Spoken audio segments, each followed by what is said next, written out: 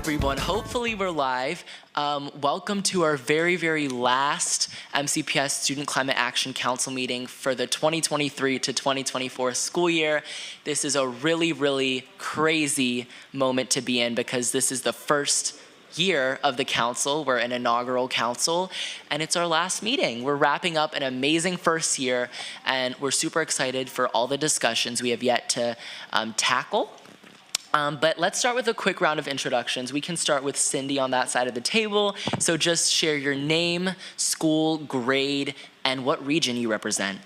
Sure. My name is Cindy Bagari. I am a sophomore at Clarksburg High School, and I'm one of the council members for the Upper North area.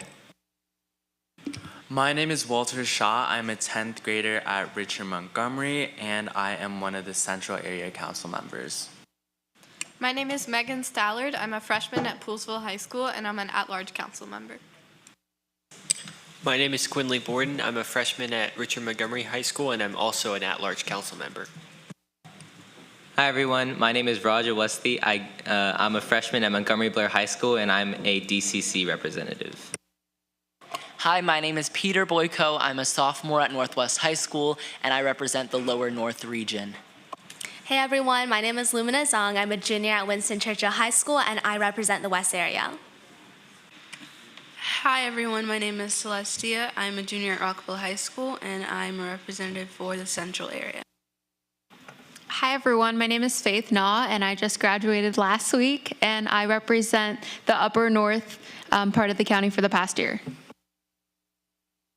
Okay, thank you everyone for that quick round of introductions. We're going to actually transition into committee updates. Does that work for our artificial turfs group? Or not yet? Okay, then we're gonna start with our comms and outreach departments and share a little bit of what we've been working on. So Walter and Cindy, can you share a little bit about what you discussed with ambassadors right before, and then maybe some council members can add on? Sure. So before at this meeting actually, we were discussing ambassador takes on how we should improve green school certification as we combined operations and outreach with communications. We also talked about strategies as to how to give out and spread information about our green school certification policies and ideas.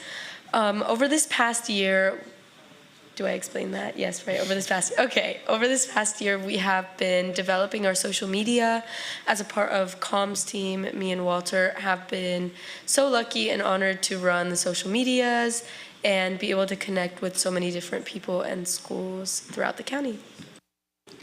And additionally, throughout this year, we did work on a lot of collaborations with, for example, the Anacostia Watershed Group and MCPS. And MCPS, our collaboration with MCPS was on the Loiterman Sustainability Hub project, and it was massive success. I feel like I've said this and I'm saying it again, but it truly was really an amazing thing to see with over 1,000 students who came. Okay, does any council members have anything to add on? If not, I kind of want to share some of the exciting work as well. So in addition to green school certification and reaching out to schools and really holding the hands of schools and helping them in their process for green school certification, we've also been slowly starting our development with the Climate Action Plan Work Group. We've reached out to Prince George's County and some other people to gauge their input and feedback and see where our heads should really be at when it comes to setting up this work group. And we're super excited to continue this work into the summer and next year. Okay, I think policy is ready, which I'm really excited about. They're gonna be giving an update on our artificial turfs report.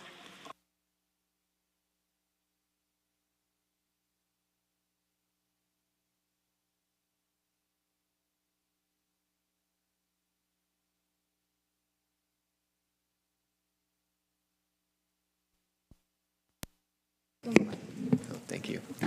All right, everyone. Thank you. Wait a minute. Wait, hang on. Are we on? Okay, never mind. Oh, okay, we're good. Sorry about that.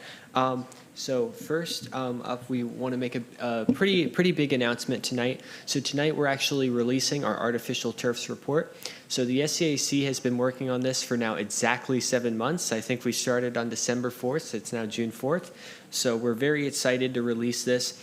And we will still be making some minor upgrades and improvements as we go, because we really want this to be a living document and something that we can refer to constantly and can be a resource for MCPS and Montgomery County as a whole.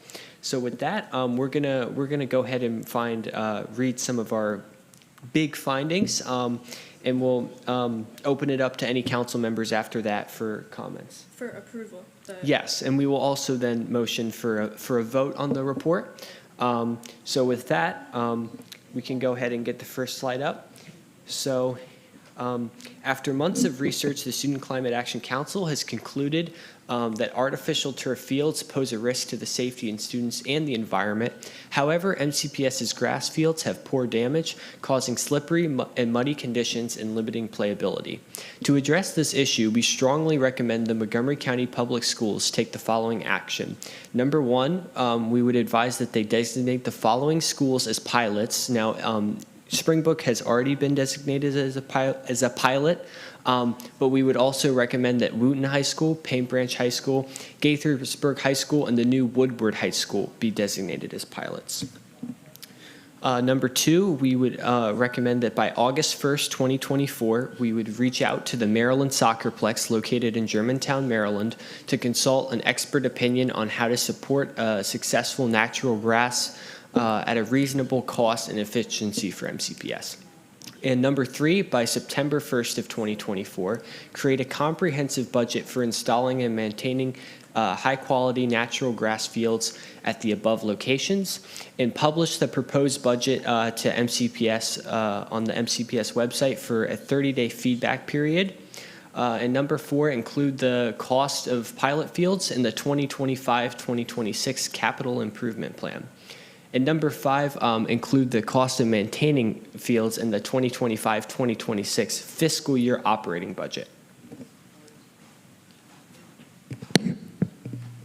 Okay, and then number 6, continually evaluate the options for new MCPS fields as the need arises to ensure that the healthiest, safest option is always chosen.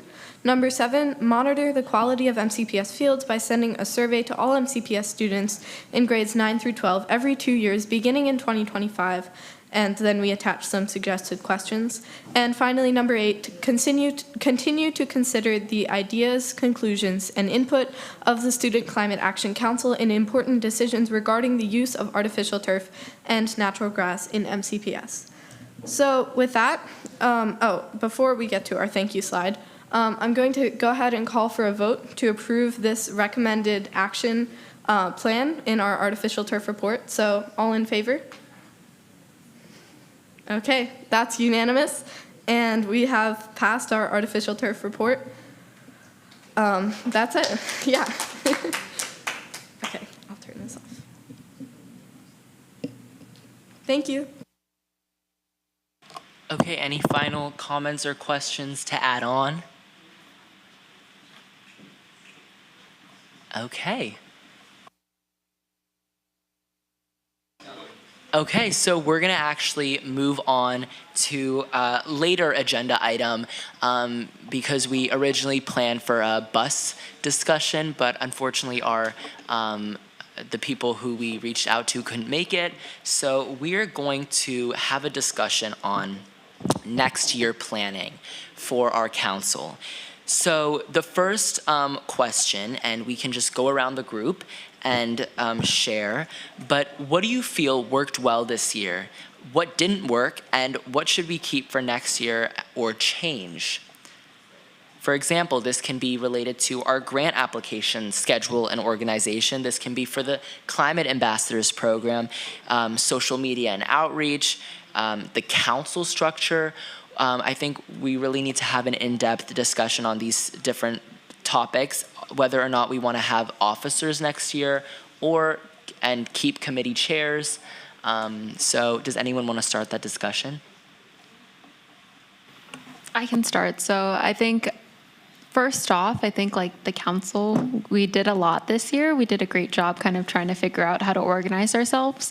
But I also do think that we kind of need just an executive to direct us a little bit more. So I don't know how political we want this to be, but I think maybe having someone kind of be the chair or the guide person for the year would be a good way of not only setting the agenda in a more clear, coherent manner in the future, but also just giving the council someone to refer back to, as opposed to kind of having this like constant back and forth communication among like our leaders.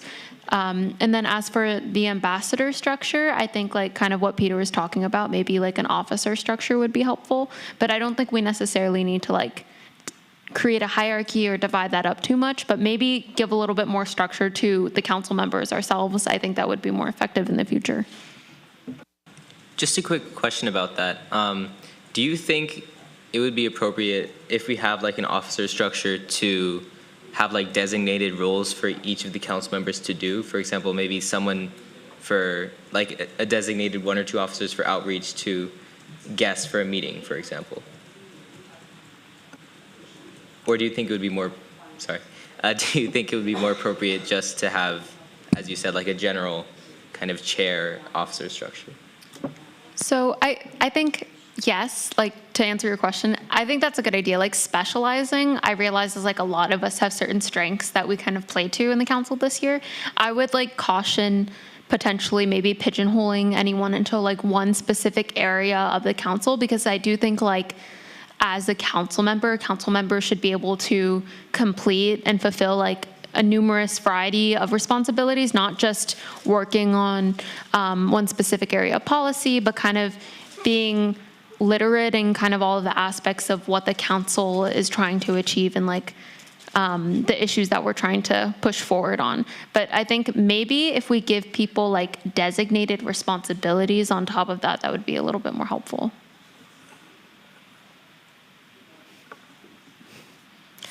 So I agree. I don't think we should limit each person to one role, but I do think having committee chairs would be helpful. I know that we had that this year, and honestly, it didn't seem to work out. In some cases, it wasn't effective in bringing the committee together, but there were other cases where those chairs, I feel, were effectively able to like lead and structure the committees. So I think that's something we should keep.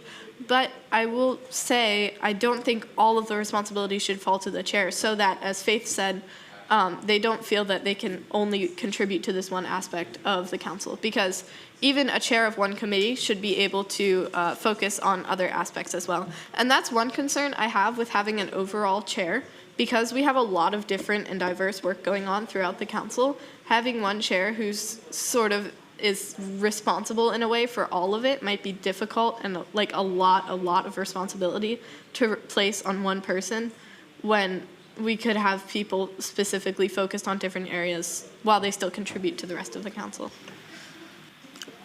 To that point, I understand, but I also think that if one person wanted to take on that responsibility and the council thought was capable of doing so, I think that could be kind of a good way for us to have a little bit more structure and guidance, is like to have someone to turn to in terms of like, okay, like so-and-so person had a disagreement on this as to when we're going to get it done or who we're going to work with. Let's just get one answer quickly. I think that would kind of like make the process smoother, because otherwise we end up having a lot of like back and forth in the Slack. That's like the only thing. I think we could also still keep like committee chairs, but I think that also having one person who's kind of not necessarily responsible for everything, but overseeing kind of like how responsibilities are divided more so would be more effective than just having all the chairs be responsible not only for the work, but also for how work is divided within the committee, if that makes sense. I definitely agree with both of you guys, and I think that one way we could maybe like mitigate against those issues could be having like 2 chairs, so having co-chairs, just so that everyone can divvy up the responsibilities more, and then we can sort of have like a backup system, so to keep each other accountable. And I also think that having committee chairs would be really helpful. So having the co-chairs, either 1 or 2, sort of be more responsible with, planning the meeting agenda or getting everyone together for discussions, and then having our committee committee chairs be more responsible with leading a committee with that specific work area. Here's kind of a proposed structure I see for next year. I know it was talked about to have a president and like vice president and officers of the council. Me personally, I wouldn't be in favor of that. I think our current system that we have where we select chairs for every next meeting is a great system that we have in place, and we should keep it that way. And then in terms of work, I like our ideas of having multiple chairs per committee, and then those are the people who would guide the work in those different areas. So I would say keeping the chairs that we have for our council meetings that organize council meetings, and then having 1 or 2 or 3 chairs for different committees to work on. So, does that sound good? Peter, would you be opposed to maybe instead of a president, more so having one person be kind of like a guide, more so, like kind of helping facilitate the distribution of work, et cetera, within the committees, or meeting with the chairs more often, kind of checking in? Can you like maybe elaborate more on like what you see the purpose So, of a guide being? I think that the big issue that we have this year is we had so many committees. We had people who were designated to be in charge of those committees, also designated to oversee people doing that work, and were also responsible for making sure that work was done, even if like time or like the distribution of work didn't necessarily go as planned. And I think that if we, rather than have maybe like a president who's responsible for seeing that everything gets done, but more so can constantly provide the support of guiding the council in terms of how we're going to distribute the work, it would be a little bit more effective as opposed to just having a bunch of different people making these little decisions, if that makes sense. I kind of see that as, oh, sorry, Megan. I kind of see that as a responsibility that, I don't know if we're keeping advisors, I don't think so, but I think that would have been the responsibility of an advisor, if that makes sense. I think having student advisors, they would be responsible for kind of guiding the group and holding everyone accountable. That's how I see it. So what would your proposed change be then? Because I think what we're trying to do is increase not only the effectiveness of the organizational structure, but provide a little bit more structure. And I think the issue is if we have co-chairs and chairs, that's like pretty much the same thing that we had this year. So moving forward, what would the change that you have in mind be then? Yeah, so this is just me thinking on the spot right now, and this is how I would see like a very effective and efficient council looking like. So one, we would keep the structure of having co-chairs for our meetings that would organize all of our meetings with MCPS TV and plan the agenda and everything. We would have chairs for our committees, multiple chairs for each committee, and then if we do want to keep advisors, those would be the people who do a lot of organizational accountability work, and they would keep a lot of the council members in check or just holding them accountable and being that guide that you described. And I think a reason behind that is kind of avoiding that hierarchy. So that would be my vision of a structure. So just really quickly, I think we're a little bit, oh, go on, yeah.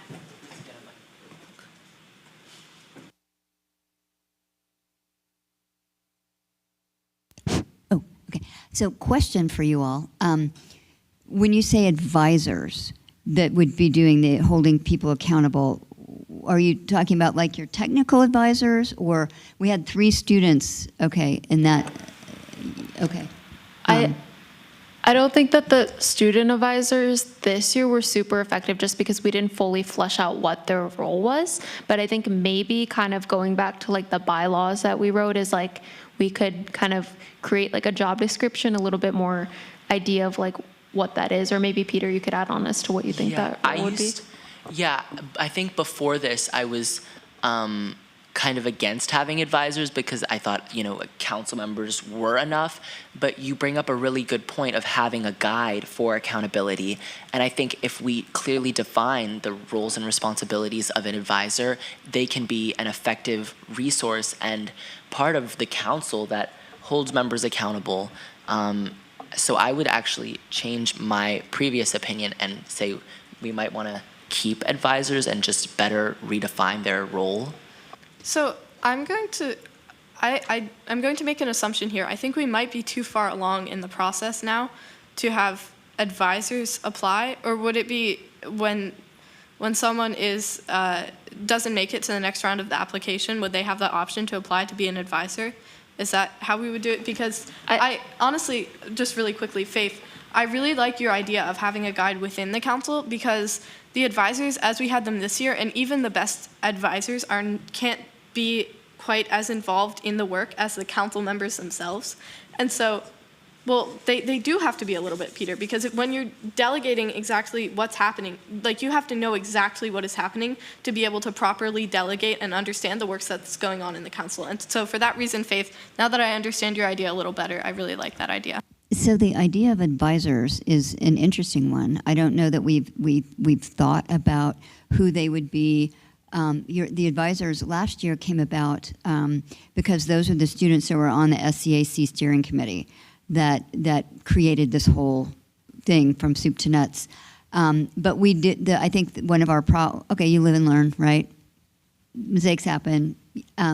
We didn't fully think through what their role would be, so there weren't clear expectations.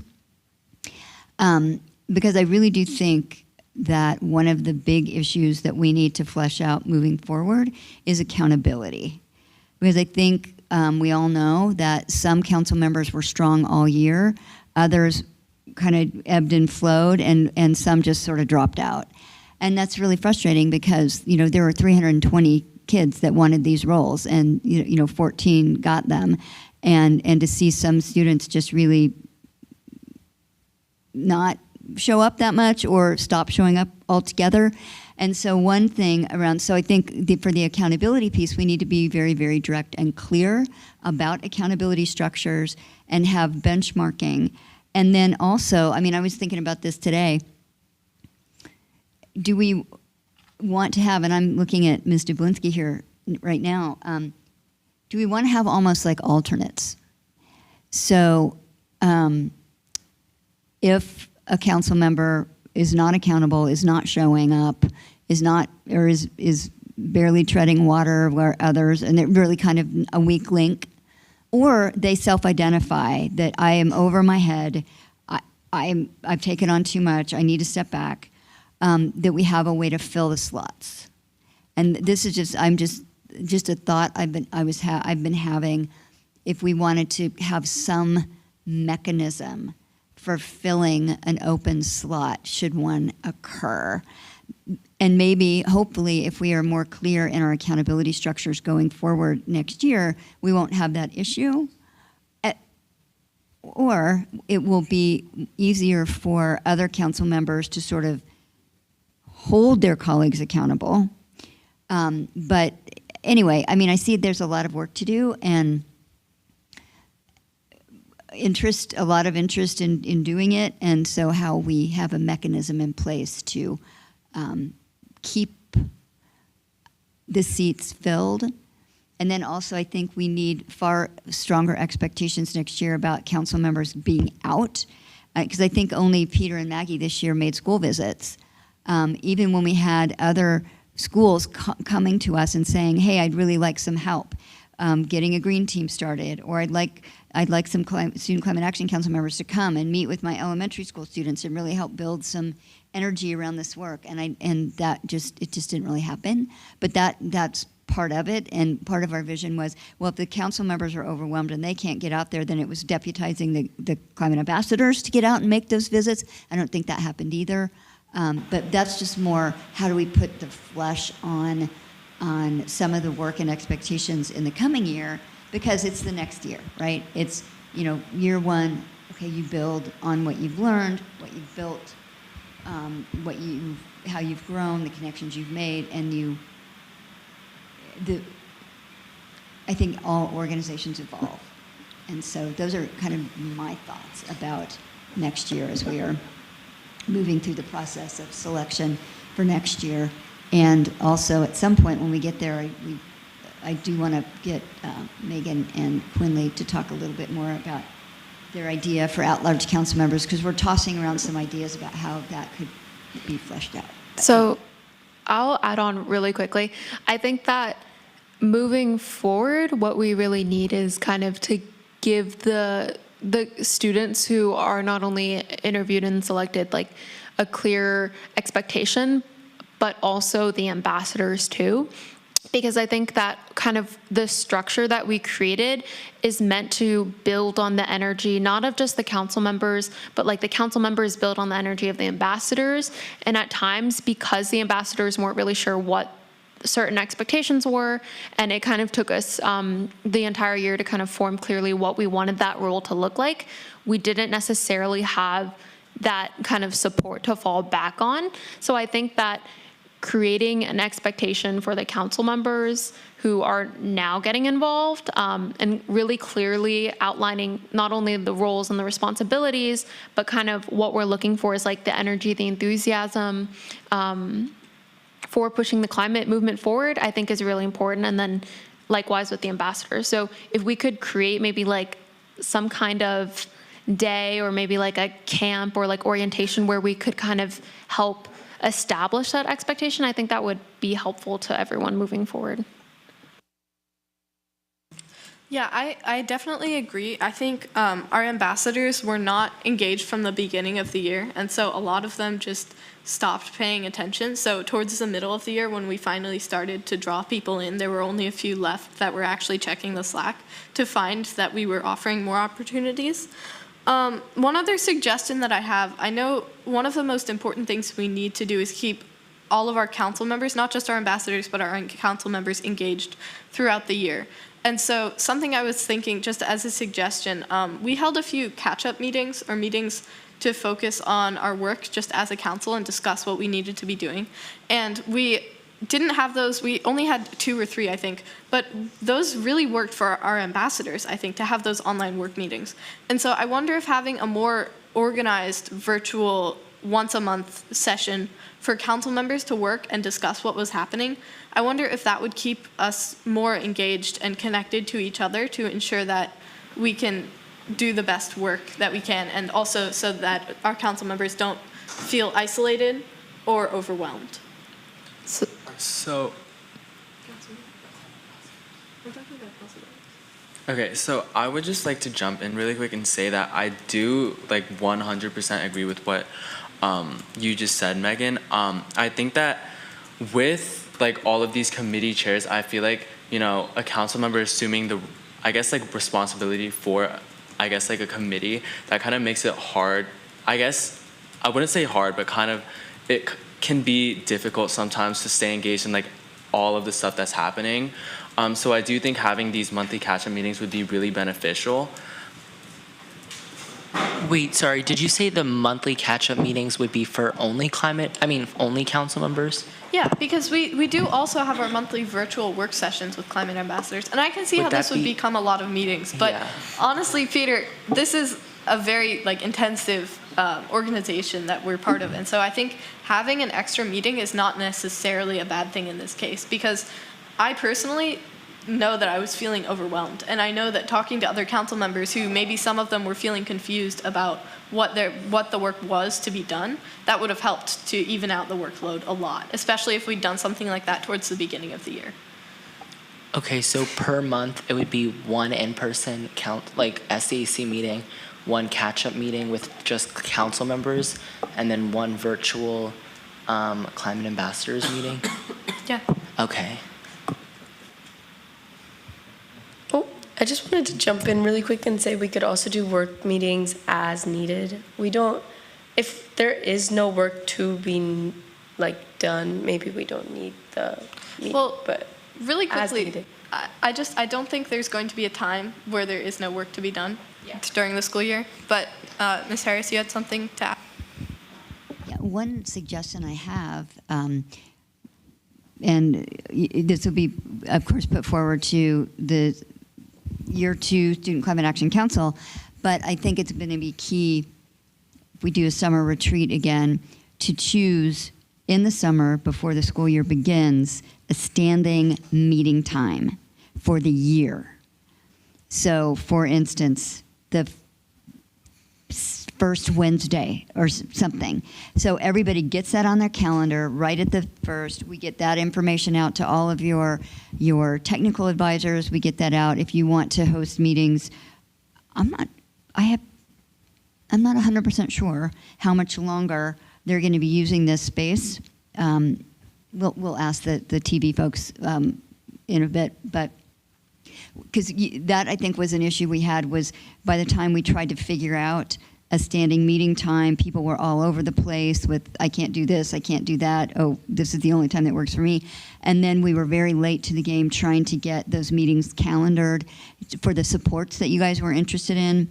So I think that will be very key before the school year even begins, to have the meetings for the year. I mean, if you look at the county council, if you look at the Board of Education, those meetings are on the calendar for a year. And that helps with planning. And it helps not just with your planning, it helps with other people's planning as well.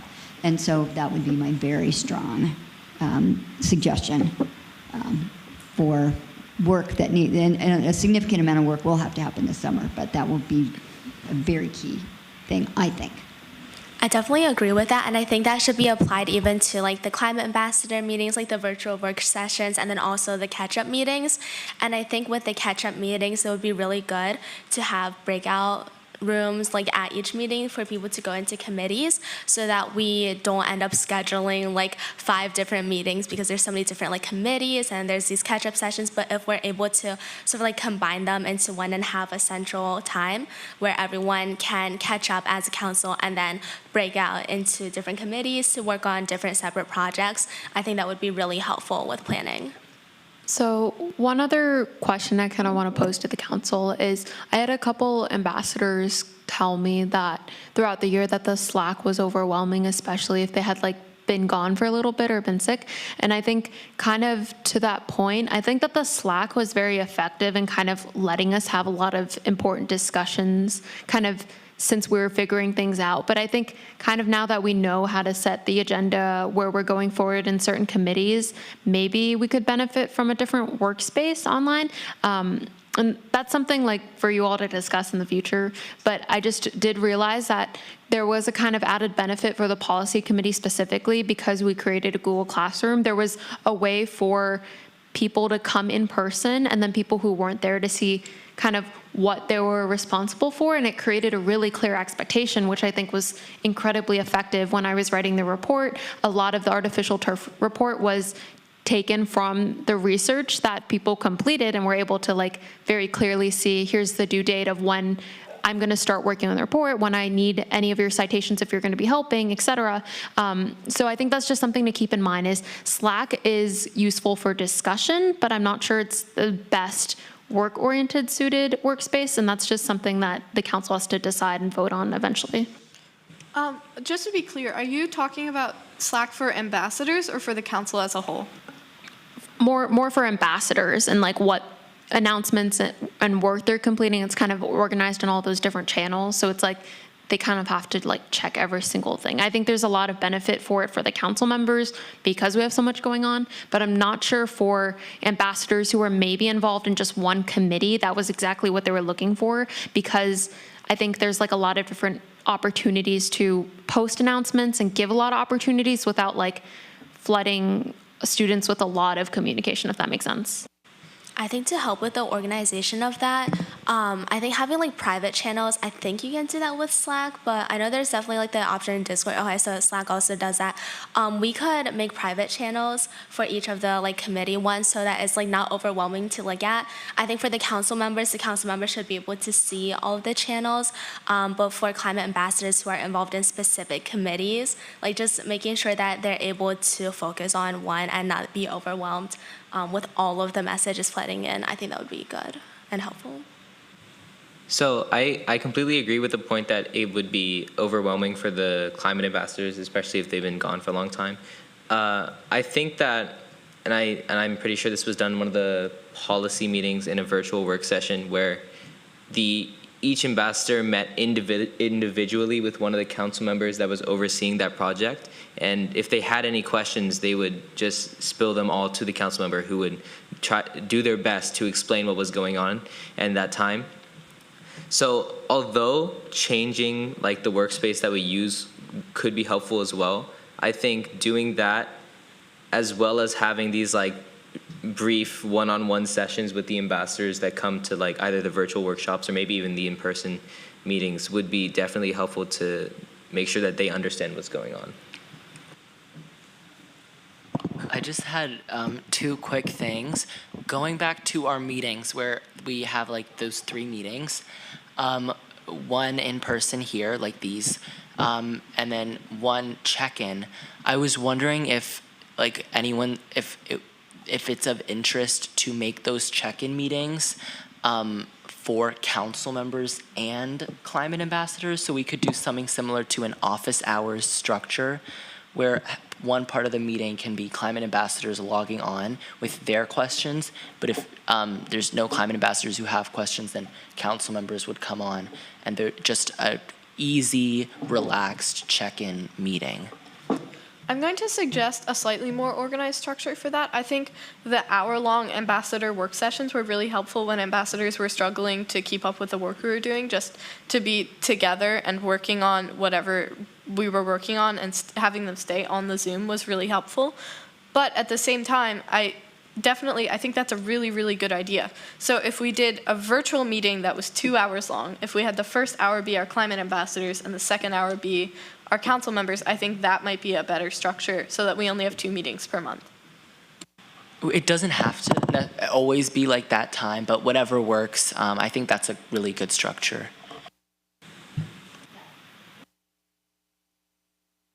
I actually really like the idea of office hours. I've seen it work very well in other organizations where you have a set time, weekly, bi-weekly, and it is just what you said, Peter. It's a very relaxed opportunity for people if they're working on a project, if they're working on a piece of testimony, if they're doing some research, to just show up.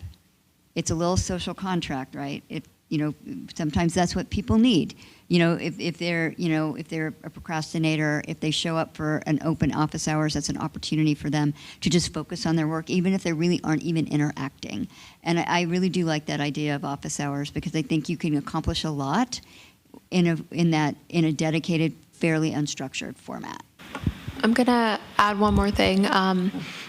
I think all of these ideas are great. I think that one thing that we should also focus on, kind of really emphasizing what Lynn said, is like not only just creating a specified time monthly of when we're going to meet, but improving the in-person meetings, because I think the in-person meetings, since they're a lot more rare, they're kind of like a really good opportunity for the council members to connect with our body a little bit more. So I think kind of thinking maybe even further in advance, maybe during summer, kind of when you guys do the retreat, about what activities, goals, and agenda we're setting and how we're going to utilize that time really effectively was really important, because I think that the virtual work sessions are really well suited for their purpose, kind of logging on and just getting some work done. But I think because like kind of what Peter was talking about when we were discussing in-person meetings is like we have this big opportunity to connect with people, but we also need to get work done. So I think figuring out which meetings are better suited towards work is really important versus which ones are kind of going to help build community and discussion, if that makes sense.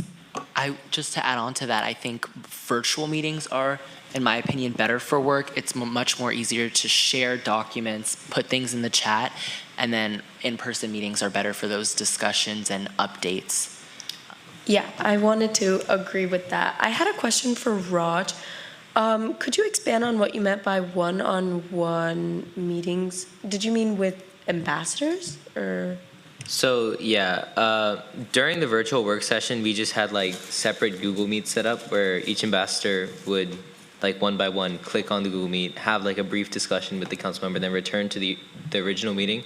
That might not be the most efficient way to set up these like, I guess one-on-one sessions, but I just meant that any like FaceTime contact just with one council member who can explain everything that they need to know would be beneficial for each individual ambassador and probably help more ambassadors not feel stressed or like when they finally do return maybe from a break. Got it. Thank you. So I think that that's an amazing idea, and I feel like something that will be brought up time and time again, especially during like one-on-one time, is definitely, you know, like a lot of things that, like for example, like testifying. I feel like that's a topic that's gonna be asked about a lot, especially by student advocates who are so passionate for the environment. So I think that one thing that we could try to do, and I'm not sure if this is like far-reaching or like overly ambitious, but I know that other organizations have, you know, like workshops on specifically like testifying and other issues such as that. And I think that that really is something that the SCAC is capable of and something that we can implement. I'm gonna add on, for workshops, I think that what I've seen is like a lot of times like in MCR, they'll do like virtual workshops where they can kind of be recorded. But I think that really what really improves individual student advocates is when they get peer-to-peer feedback more so than just like a workshop. So like if we wanted to create a series of videos kind of going through like the testimony process or how like we write our TERS report, like I think those generally would be more accessible if we just put them on our website versus like if we're doing something that we really want to like see ambassador growth in like their writing, et cetera, how they orally communicate. I think that's like a little bit more suited towards what Raj was saying with like one-on-one time, if that makes sense. I think also with those videos, I know a lot of student organizations have already created like many different resources with like testifying videos and things like that. So if we could collaborate with them and see if we can send their videos to our climate ambassadors so that, you know, it's a resource that's already been created that we can make more accessible. Yeah, I think this goes back to the office hours idea, because when we used part of our work session for office hours in the policy ambassador committee, you know, we got really different experiences based on different ambassadors. So I had one ambassador who was, you know, really engaged, was asking for more work sessions, you know, that type of thing. And so that was a very different experience than another ambassador who was still kind of catching up. And so I think the office hours is kind of a great way to deliver more ambassadors opportunities like testifying, for example, while also allowing ambassadors to really stay engaged with the work. So I think the office hours would definitely be something that we could look into. The one last thing that I'll add is, I know we talked about this before about like doing like an SCAC ambassador kind of like celebration or like going out and like planting trees all together, like doing more of those kind of hands-on activities to intersperse throughout the year, I think helps offset like the intensity of how much work we do complete. So I think that would help kind of create a better balance. I actually really like that. One of the organizations that I'm in, we do like a summer kickoff, and for those of you in like MASC or MCR, you might have done like advanced before, and that's just a really good way to start off the year and have like a mini staff development basically at the beginning, but also embed in like icebreakers and fun activities. Like for the summer kickoff, like we do a trash pickup and boating, so sort of like fun things like that to kick off the year. And yeah, go ahead. Mr. Traubman is here, and thinking that it would be a good idea if we had, I would very strongly suggest that somebody on the council next year be a direct connection and a direct liaison to his office, so that we are continuously made abreast of the activities that are being planned, and that I think the Student Climate Action Council should be part of the planning of all of those events. And then, but maybe to figure out how far in advance you know about the events that are going to be happening, so you guys can get those on the calendar as early as possible and start planning around them. I kind of want to, oh, sorry, go ahead.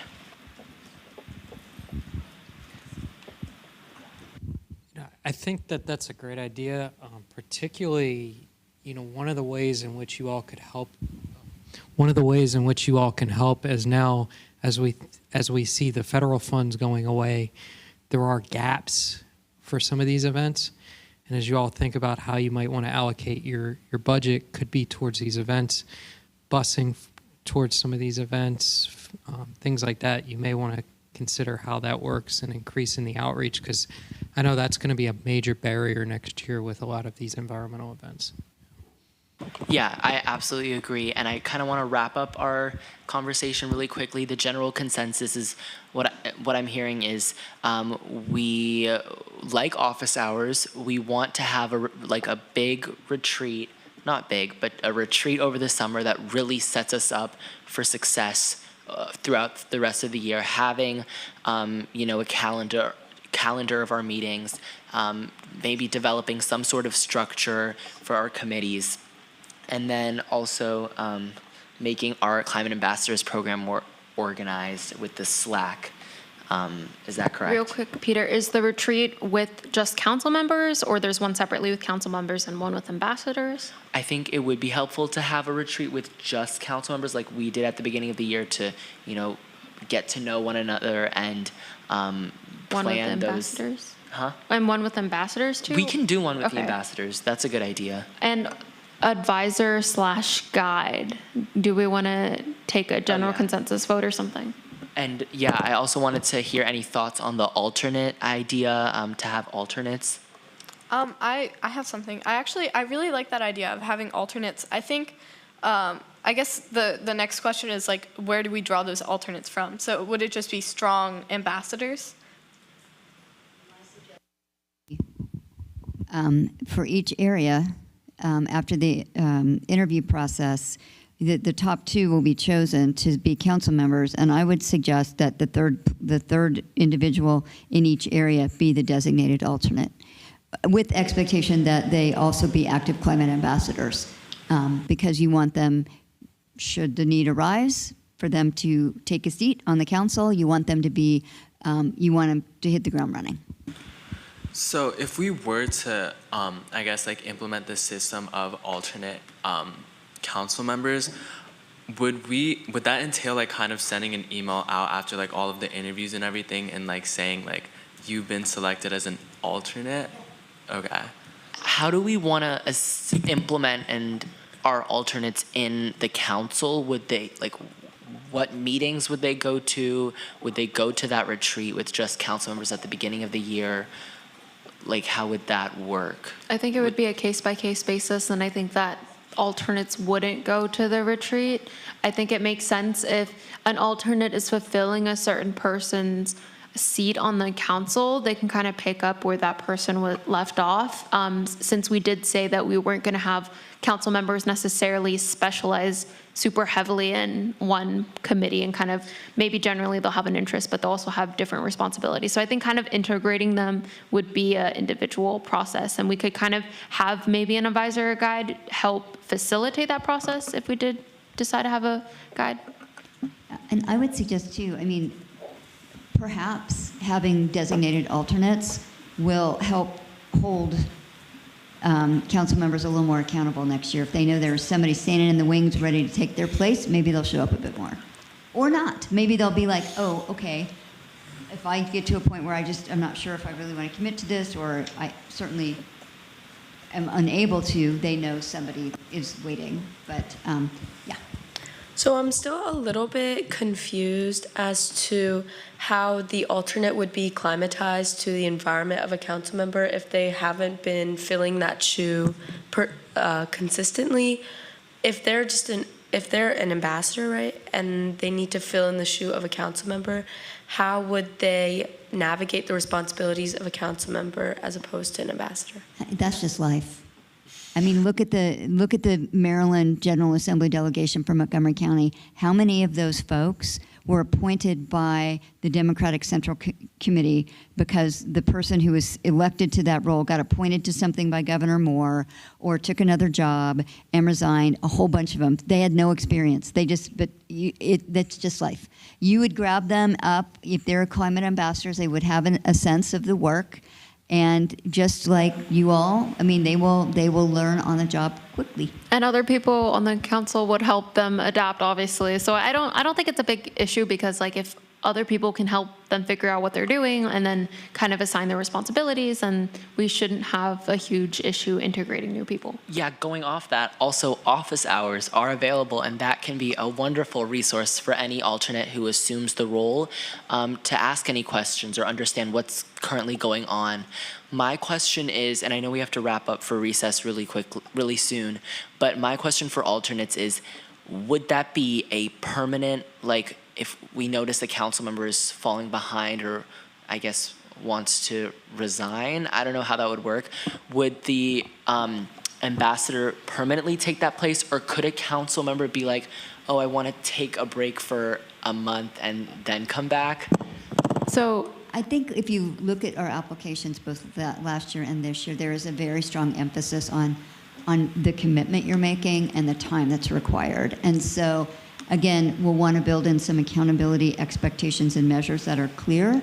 But I think if a council member either just is dropping the ball, not showing up, or they self-identify, then it would be a permanent replacement. Okay, got it. Yeah, I just wanted to understand how that works. And then I think also, whether that's in the bylaws or wherever, we need to define what dropping the ball is, and whether that's like missing meetings or just not responding, so that, yeah. So in the bylaws, we did kind of draft a guideline of what that looked like. So like missing two or more meetings without giving notice or having reasonable cause, and then kind of having like one or two like meetings and discussions with either a sponsor or like a facilitator or guide. That's kind of what we said, is like we would have council members meet with a like Lynn to kind of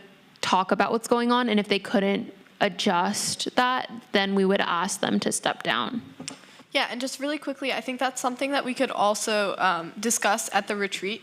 Like, the new council members should be the ones that are involved in making that decision as to what constitutes dropping the ball, so that they know and they understand whether or not they've done it as well. Yeah, because I think one of the things that we need to be very clear about, if we're really going to grow the heft of the council, is the expectation that this is work and that this is, A, it's an honor to be chosen, but B, there are real expectations and there's real work to be done. And that I think you want to be clear.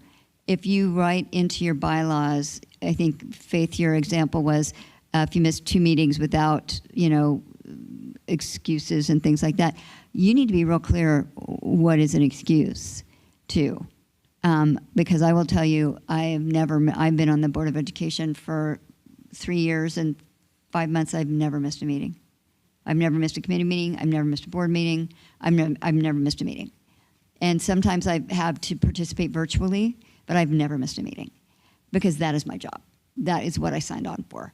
And so, if I were in the hospital or, had a family member, yes, that is absolutely an excuse, and we would not want anybody to show up under those circumstances. But for somebody just to say, oh, I've got, another meeting or something, you need to be real clear about what, in these circumstances for this role, constitutes an excused absence. Yeah, and the other thing I would also say is that it's not necessarily only missing meetings that would constitute something where you need an alternate, because if someone is attending most of the meetings but they're not doing much work outside of the meetings, I think that's also an issue that should be, addressed with an alternate. One thing that I'll ask you, Megan, is what do you think about someone who maybe completes some work, shows up to the meetings regularly, but doesn't bring the energy, enthusiasm, or doesn't go communicate with the ambassadors, et cetera, kind of, I guess, in a sense, go the extra mile? Do you think that we should maybe talk about that, or you guys should talk about that? I think that, honestly, that's, in that type of situation, I think just talking to the council member and saying, we need you to do a little bit more would be a better solution than like directly replacing them, because if they're fulfilling most of the responsibilities, So- they may just have a misunderstanding about what. Should we make a mechanism for that discussion is my question. I think there should be a mechanism specifically for that, and also specifically for, you know, raising a grievance and implementing an alternate as well. Yeah, I do think you want a very clear structure about who would have those conversations, and I agree that's the first step is to have that conversation. The flip side of that, one thing to think about is if structure next year if there is a clear leadership structure, a president or a chair, that would be among their duties, would be to have that conversation with a council member who, though they may be technically showing up, aren't really pulling their fair share of the work. Yeah.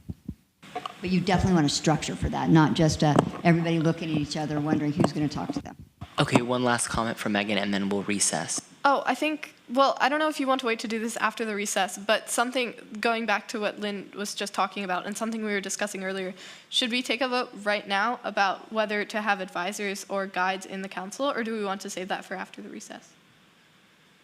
Can we save that for after the recess? Yeah? We Okay, can maybe that's fine. discuss. I think that during should be the recess. first thing after. Oh, yeah, absolutely. Yeah, definitely. Okay, we're gonna take a quick recess right now, and we'll be back at 7:10.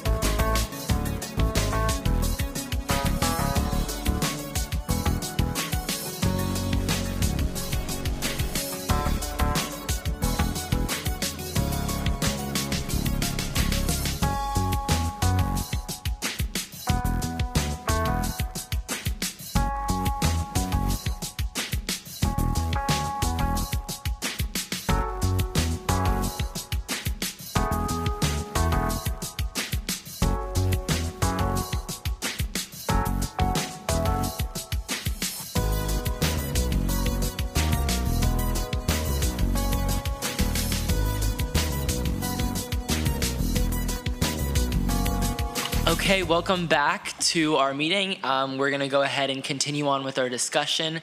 We're gonna pick up from when we were talking about next year and how our council members would be held more accountable. And I think a big thing that the majority of the council is in favor of is the idea of having alternates, where when there's the council member slipping or falling behind an activity, the alternate would assume their role. And we're gonna now have a discussion on that. My thing is, so we said that if, let's say, someone doesn't get selected as a council member, would they be notified that they're a climate ambassador first, and they wouldn't know that they're an alternate? I think they would be notified first that they're an alternate, and then explain that they would be told that an alternate must be a climate ambassador. And so to accept their role as an alternate, they must also commit to being an active climate ambassador. And if not, then it should go to the next person in line, from the interviews. Okay, that's what I like that a lot. And then what would distinguish an alternate? What other responsibilities would an alternate have outside of a normal climate ambassador?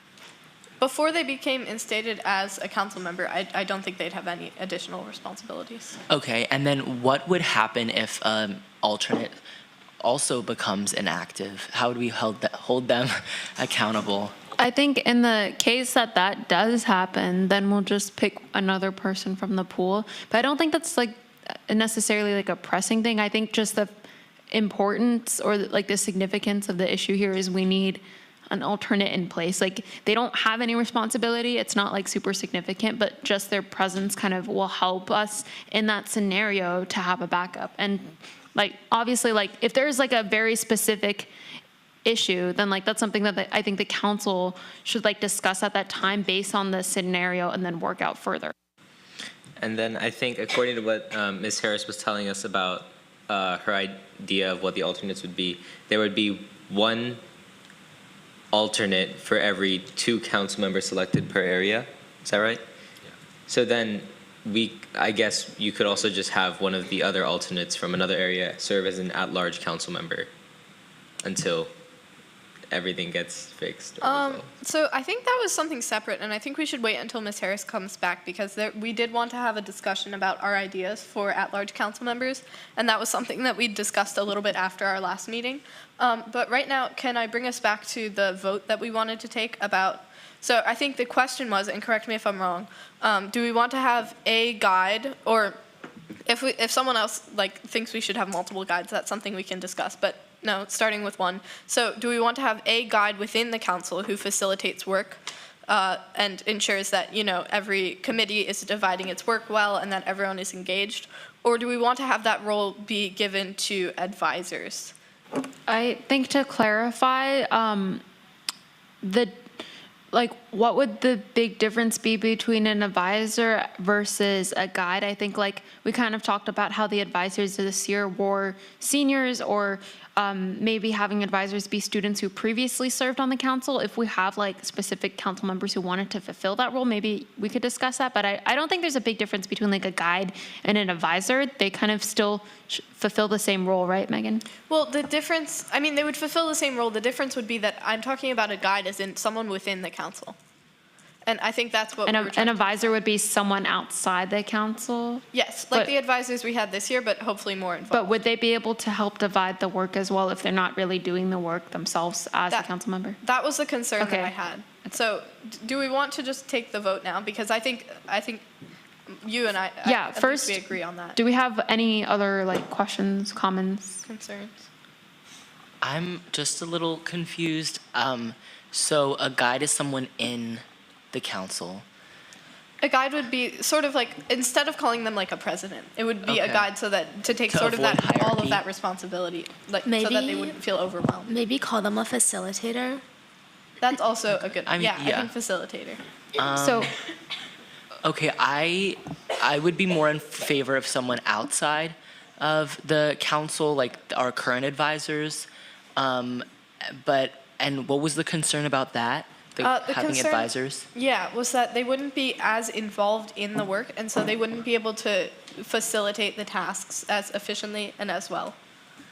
So, I think something that we should be considering, so, like, correct me if I'm wrong, but, so, like, I guess, like, the facilitator would be, like, someone in the council, like a council member. So, would they take on the duty of, for example, if a council member, like, completely just, like, ghosts us and, like, leaves, would they be telling, like, that council member, like, Can I clarify real quick? So I think, to your question, Walter, like, they are not the president, as in you don't do something correctly, they're in charge of reprimanding you, or they're in charge of, like, being responsible for the entirety of the council, because I think that's kind of like the duties of what a president would more so have.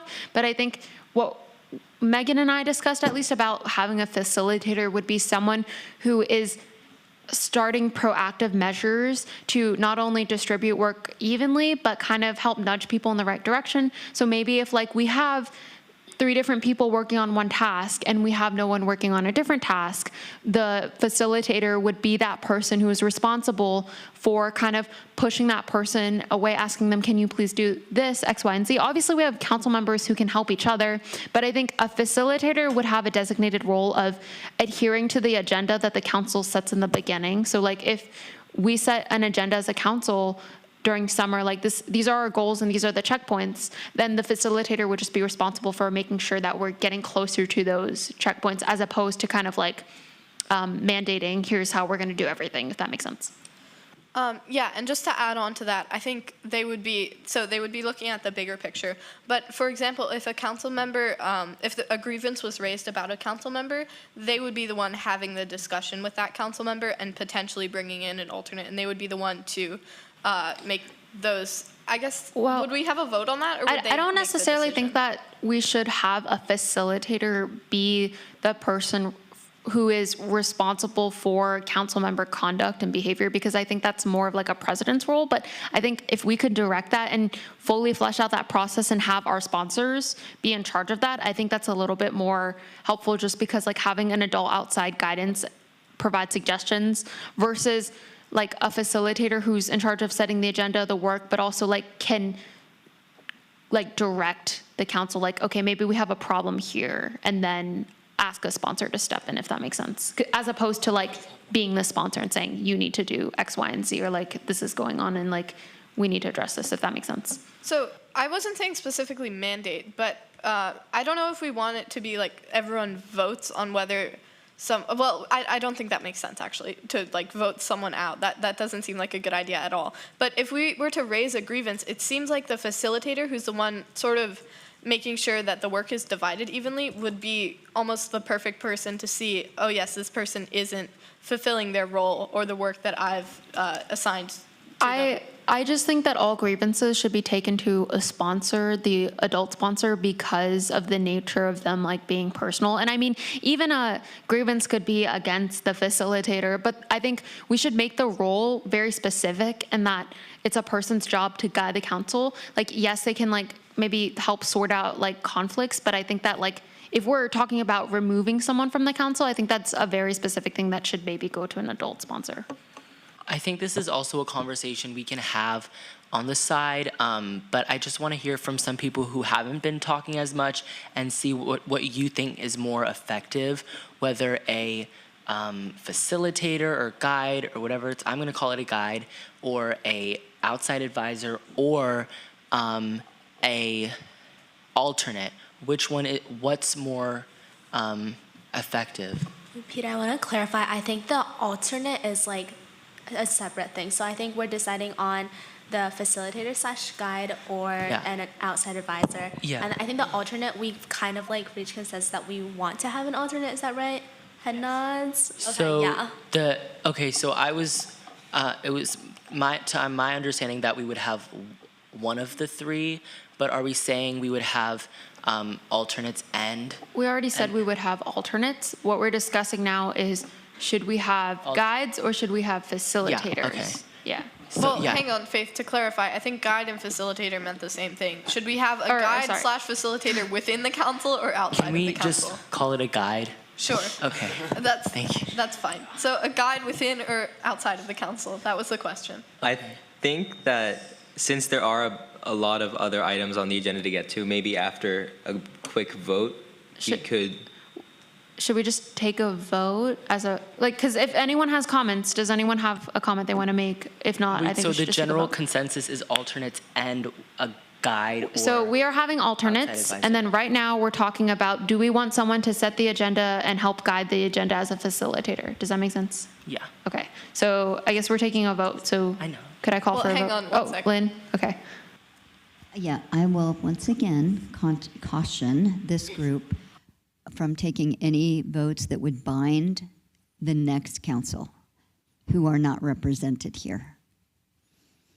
So, I mean, I think this is a good conversation, but the decisions really need to be made by the next council, I think. So that's a really good point. I guess that's, maybe we should move our focus towards having sort of a recommendation for the structure that the council would follow next year. And so the vote here would be more to decide what is the recommendation we will give them based on what the majority of our council members believe. Yeah, okay, so do we want to go ahead and take the vote, or do we have any more comments? I did have a question. Did we decide how many advisors we would have? Would it be area-based? Just one? Okay. Okay, I'll call for a vote, so all in favor? Wait, Faith, why? Of a facilitator, a council member to kind of guide everyone. Within the council? Yeah, as a recommendation for next year's council to vote on. So within the council? Okay. And then I guess that's definitely a majority. We don't have the entire council here. Okay, all right, So raise how our many hands. people was that? How many votes? 1, 2, 3, 4, 5, 6, 7. That's only 7? Okay. I think that is a majority.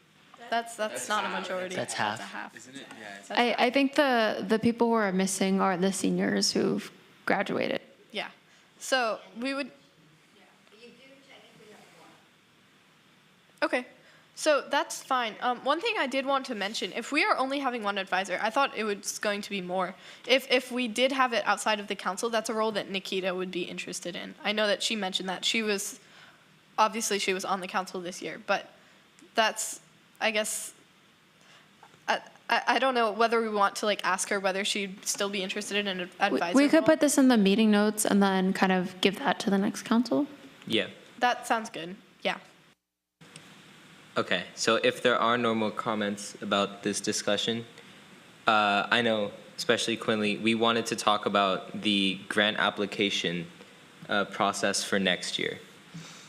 So, you want to start? Yeah, so that's right. So I think when we wrote the bylaws, we did write in a grant application process for next year. So I wanted to go over that and just make sure that everybody agrees with that and is, understands how it works, just so we know what we're kind of leaving behind in the bylaws. So I'll go ahead and just kind of summarize it very quickly. So it's broken down into 4 steps. The first step would be submission. So the applicants can submit it between the release date and then the deadline. And then it would go to a second step of reviewal. And so basically here we'd have a very straightforward rubric, and then a scoring panel would be composed of about 3 members each, and this would be members, all council members would sit on a scoring panel of some kind, because because last year when it was just grants, it was definitely a lot of work, even with just the 14 applications that we got. And importantly, these 3 council members would not be part of the areas that they're reviewing applications from to prevent conflicts of interest or that sort of thing. And then basically we develop a passing score or some type of metric based on the scoring application or the rubric that we develop. And then those passing scores would move on to the third step, which is the interview phase. And there would be interview panels of 2 council members that are once again not from the region where they're reviewing, and also that were not from the scoring panel for that same region. And then if the interviewers kind of come to some sort of consensus, or even if they disagree, but one still is in favor of that project, it can come to the entire council for a vote. So does that sound good to everybody? And what comments, concerns, and maybe this is also a question where we talk about timing. Do we like the idea of doing multiple rounds like we wanted to do this past year, or do we want to stick to one main round, or what does everybody think about that? I do think the multiple rounds is a good idea, especially considering that hopefully we'll have some more grant applications. And also, if we do have a scoring rubric, as objective as we try to make it, there will be some variation. And so having multiple reviewers go through it, I think is definitely a good idea. Something I do want to mention, I think we should encourage the incoming council to decide a timeline over the summer and then stick to it so that we can ensure that the funds actually get sent out around, December, January, whenever they decide, but so that we can then have a second round of grants, and also so that we don't run into a sort of time crunch situation like we had this year. I definitely agree, and I think after this year, multiple rounds will be more tangible for us. I think we had very high expectations for ourselves at the beginning of this year. For this extremely new council, so I think having multiple rounds next year might be a little more easier for us because now we know how to navigate through the process. I think also this year we had to spend a lot of time with developing the grant and the application itself. So next year I would encourage the council to start it earlier, since the application has already been made. They only need to edit and tweak it a bit. It would be a lot easier for them to start it at the beginning of the school year, so that we do have that time for students to apply for the grant and also implement it at their schools.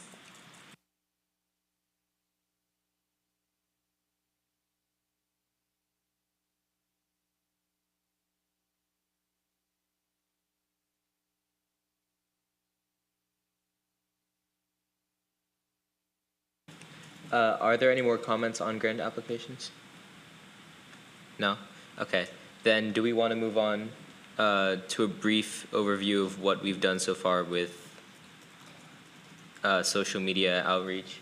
I actually have one other thing. I think, Lynn, you mentioned this earlier, that you wanted to discuss the at-large council member idea that Quinley and I were discussing with you before. Am I?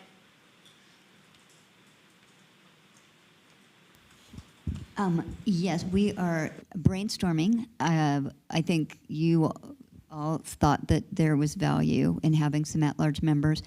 One of the things, again, I think is going to be really important next year is to double down on expectations that that area council members get out to their schools and really build those connections. So yes, we're looking at, as you all know, the fact that we have at-large council members this year is a fact of we made a mistake when we sent out the applications last year. We've corrected that for this year, but you still see the value in the at-large members. So I would say think about, so we've got, we're in the process of finishing up application review for the 6 areas. If you all have some ideas of how we might select 2 at-large members. We don't have to discuss it right now, but send me your ideas. The only thing that we really have come up with so far is taking the interviewee ranked 3rd in each of the 6 areas and put them in a pool, and then default to their application scores to choose the 2. But if there are other ideas, feel free to send them along. We have a little bit of time to figure that out, but yes. Okay, do we want to have a discussion about that here, or do we want to move on? I think we could table that discussion for... That's fine, and we can... Cindy, if you come up with a brilliant idea, you know how to get in touch. Okay.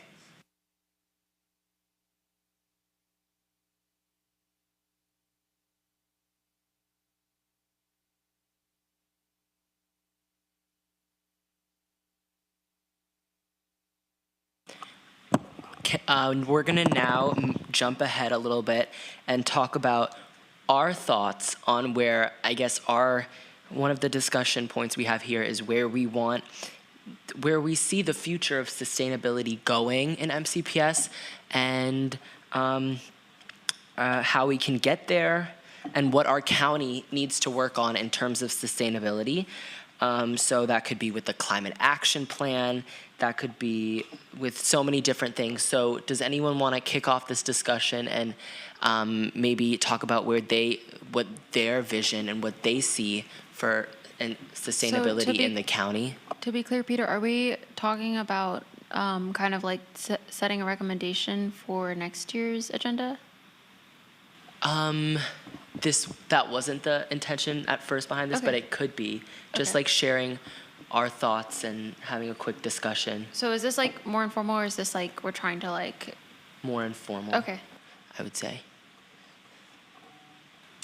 Yeah, I guess my vision for next year would be that policy starts working really closely with MCCPTA to create that climate change action plan. And I know we started talking about that this year, but that would mainly be a task for next year's council. Obviously, we can't bind them to anything since we aren't representative of their members. But I guess if I were to return as a council member or as an ambassador, that's an idea that I would bring. I will at least return as an ambassador, and I definitely want to see that collaboration happen. Policy, I don't know if anyone has other ideas for policy, but that was the main one. I definitely agree that the climate action plan should be our main priority, and I think what we discussed last meeting was kind of like this kind of basic 5-point outline of like how we want to do it. And I think, we want to create the work group as the SCAC and maybe in conjunction with MCCPTA, and then bring in stakeholders, right? I mean, obviously students, parents, caregivers, right? Teachers, staff members, experts, all that sort of stuff. And then developing it, obviously. Oh yeah, here, yeah, we have it right here. And then the second part was writing it. And then while writing it, we, update like the fiscal management committee or the strategic planning committee on the Board of Education, right?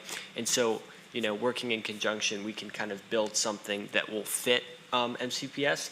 And then the last thing, or not the last thing, before we kind of edit it would be, the third step would be like opening it up for public comment, right? So if we did miss, some stakeholders, by any stretch, the public comment would be an opportunity for people to express their views on the plan.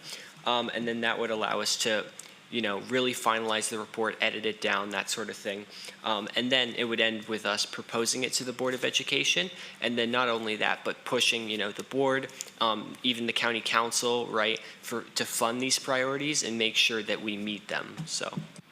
So kind of going off of that, I think that the big priority, kind of what you guys were talking about, is getting like a climate change action plan in place, but then also continuing to push off of the work from the artificial turfs report, because I think there's still a lot of work to be done there, especially since we just finally published our report today. I know that we're working on citations, but now that that's published, really, like, I think the work and like setting up the work group, seeing through that people not only know about the report, but are advocating in favor of it is really important. So working with students too to create that energy and enthusiasm for something that we know a lot of students and parent support exists for is really important.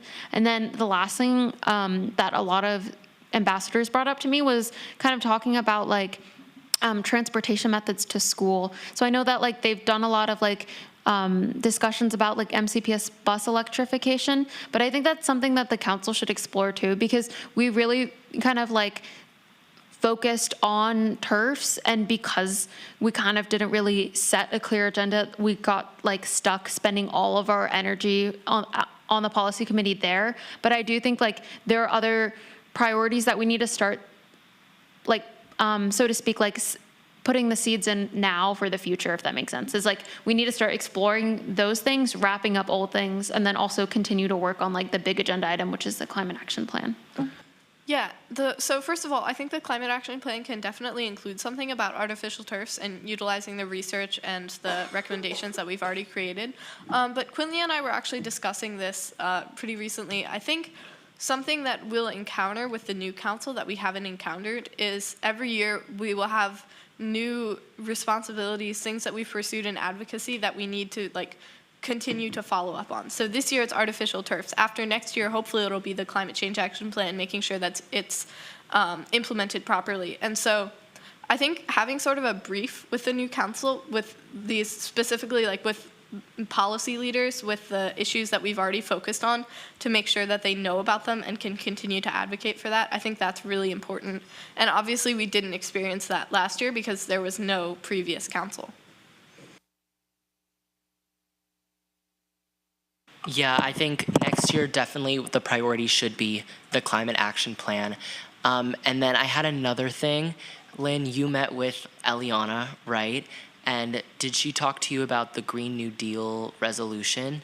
So just to kind of explain it to the rest of the council, there's this federal law called the Green New Deals Act for Public Schools or something like that.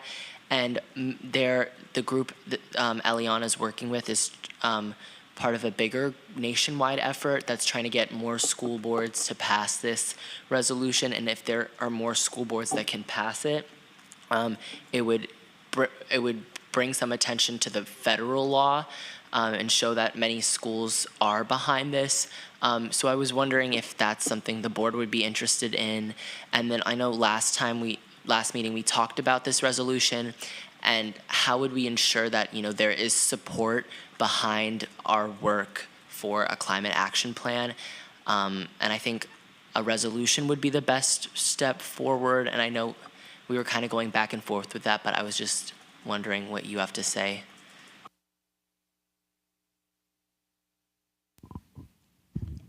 Yeah, I did meet when I was at BCC last week. I met with Eliana, and we went through the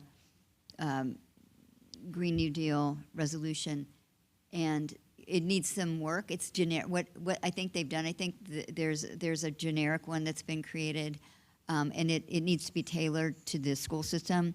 So we talked about that. We went back and forth looking at the areas of the resolution that would need to be amended, adapted, whatever. And then talked about some other things in there, like uniting students across the DMV to lobby WMATA to put some students on the Metro Board of Directors, since so many students use Metro. And Metro is so in such close proximity to multiple universities, multiple K-12 schools, and yet there is no student representation on the governing board. And so that's sort of separate and apart, but that is, I think, to the extent that the Green New Deal calls for measures that would have to be enacted by Metro, there's no point really in putting those kinds of things before a body or in a resolution a body would pass that has absolutely no control over it. And so really making sure that we are looking at ways to, if the goal is to effectuate the items that are in that document, then we need to be real strategic. I mean, could the resolution call on the Metro to? Yeah, I mean, it could, but I mean, do you want something symbolic, or do you want to get something done? That's always my question. Yeah. So I think that idea, the concern we had last meeting, or the thing we were debating, was whether we should begin with a resolution as well as ending with one. Because we knew that the finalized plan would be something that the Board of Education would need to pass to make sure that it was implemented, right? But the idea was, do we start with a resolution, or do we just go ahead and get to work? And I think that we were pretty evenly divided on that, right? Am I was back and misunderstanding? forth. I remember I was back Yeah, and forth. so I think that's something that we could really leave to next year's council. We could present the ideas that we have and say, that's up to you. Do you want to start with a resolution, or do you want to just get into it and leave the resolution for the end? Well, so just as context, the Student Climate Action Council could pass a resolution and then share that resolution with the county council, with the General Assembly, with other school boards, with SMOBs across the state, and then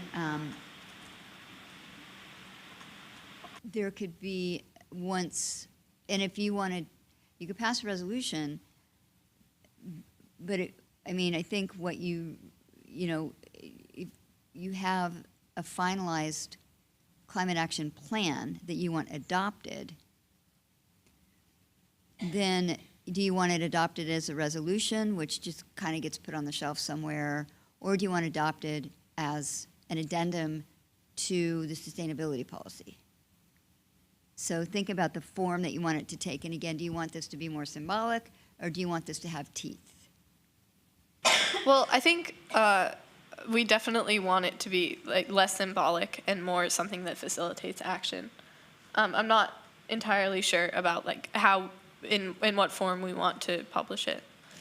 Right, but you all can, the Student Climate Action Council can pass a resolution, just like you wrote a policy paper. And I think one of the things to think about next year is how you really want to formalize the mechanism by which you share your action items. So when you write and release a policy paper, you want to have a well thought out communication strategy for disseminating that. If you pass resolutions, same thing. And one of the things that you want to include in your communication strategy is delivering that resolution, that policy paper, to relevant decision makers and relevant thought partners. And that could be other organizations, nonprofits, it could be agencies, it could be, but you really want to have a well-crafted communications plan to get your work out to the wider world reliably. And if you create that mechanism, then people will also look to that to stay apprised of the work that you're doing. We can even work with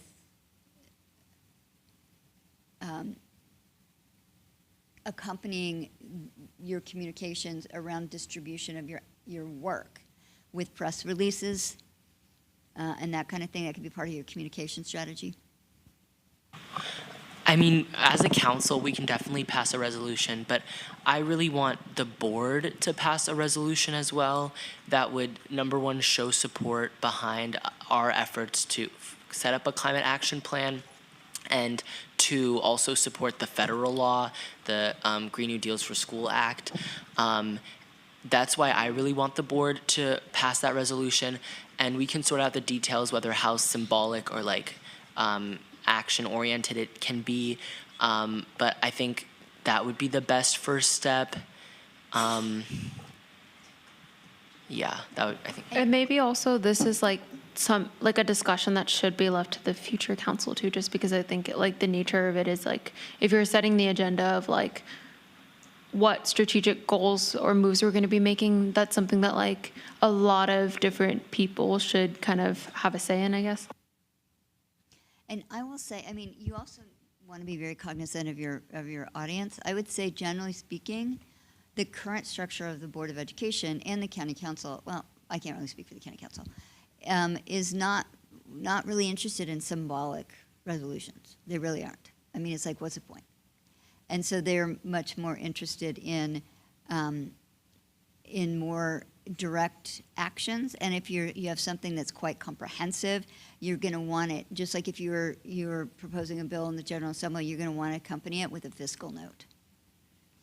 So, because one of the first questions people are going to ask when you have what we are proposing requires action is what is the economic cost of that, or what's the cost-benefit analysis of that? So that could also be a piece of that to look at. And, yeah.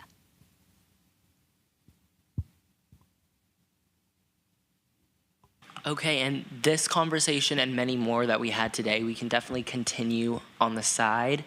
I don't know how we want to do that. Do we want to schedule another virtual meeting to sort out?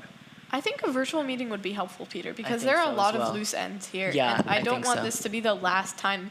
We talk about this. We definitely, Yeah. there are more things we could and should discuss probably. And then also I think we need to create some sort of comprehensive recommendation to send to the next council.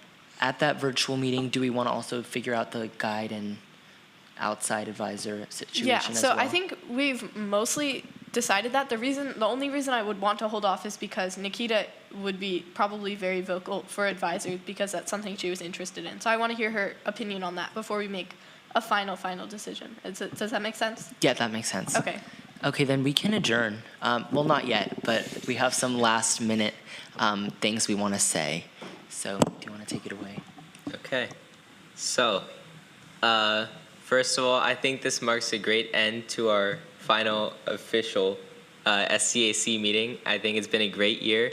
And we especially want to thank our amazing seniors. So first of all, Faith, repping the Upper North, Maggie McNulty, repping the Lower North, Mia Minus, repping the NEC, Angela Rivera, repping the NEC, Antonio Percy, repping the West, and of course, our awesome 3 SCAC advisors, Lucas Roca, Appel, and Shruti Amula. And then Peter, if you want to thank. Yeah, so those were some senior shout-outs. Now we want to shout out some people who have been really instrumental into our first year. So first of all, thank you, MCPS TV, for organizing these meetings and giving us this opportunity. And we look forward to future meetings and partnerships with you. We want to thank all of the advisors that have been in constant emails and communication with us, supporting our initiatives, whether that's the budget office, communications. We want to thank Mr. Trautman and Mr. Lee Derby for showing up to every meeting and always being there to support us, and Mrs. Dublinski, and of course Lynn, and all of our climate ambassadors as well for supporting our work. Am I missing anyone? Okay. So with that, I think we're gonna just go down the row and just share our final comments for the year. We can start with Faith. Do you want to start? Yeah, it's been a great year. Thank you everyone for your hard work, and signing off. Yeah, thank you, everybody. I think it's been a pretty eventful year, and I'm looking forward to what's next. Same here. Thank you so much to everyone. So I'm glad I was able to meet with so many different wonderful people and work really closely with you guys and get to know you all as not only council members but also friends. So thank you all for that. I'm looking forward to see what happens next. Yeah, just echoing what everyone else is saying. This was a very, very profound year, and this is one big milestone that's going to set us up for future sustainability initiatives in the future. And yeah, I really had a lot of fun and a great time on this council meeting. So many incredible leaders and getting to work on really exciting and amazing projects. So yeah, signing off too. Going off of that, first of all, I just think the SCAC is such an awesome medium for student voices to be heard, especially on sustainability. And I think as a freshman in high school, this was definitely such a unique and amazing experience to be able to collaborate with other student minds across the county. So yeah, thank you everyone, and it's been a great year. Yeah, I just want to thank all of our members. It's been a pleasure working each and every one of you, and of course our advisors for helping us along the way. You know, we've been able to accomplish a fair bit, but I'm really excited to see what this group does in the future. So thanks everyone. Yeah, also just echoing what Raj said a little bit, this, as a freshman in high school, this has been a really, really amazing introduction to the world of advocacy for me, and I feel that we as a council have really been able to make a difference. And so I want to commend all of you on that because it's been amazing to meet all of you. You're all amazing leaders, student leaders, and many of you are role models for me now, and I admire you all. So thank you, and I'm really, really excited for next year. In the past year, I really think that I've made just so many meaningful connections and friendships within this council. I can honestly say that I've worked with each and every single one of the members on the council. And I really hope that in the upcoming year, despite the fact that, you know, some of our seniors will be graduating, I really hope that the friendships that I have built in this council will continue to carry on despite that. I want to extend my earnest gratitude to all of my fellow council members and the ones on Zoom and the ones who are not here, to all of our advisors and to Ms. Harris, and our ambassadors. Thank you all so much for being so amazing. This has been truly an amazing year, such a fun experience for us all. One final idea, if we have time, can we go down the line and say, this is council member first name signing off, just for a TikTok idea as a final. Can I make one suggestion? Lynn, do you have any comments?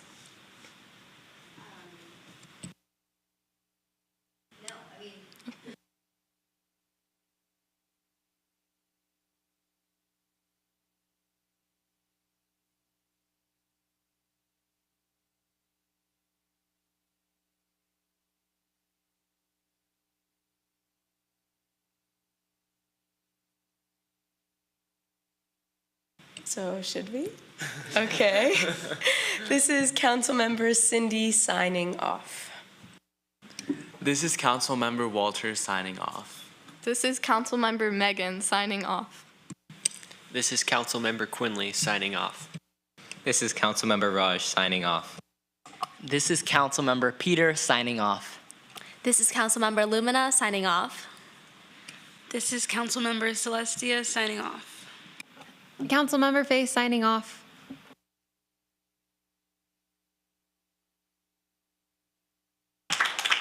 Okay, and with that, our very last meeting of our first year is officially adjourned. Thank you, everyone.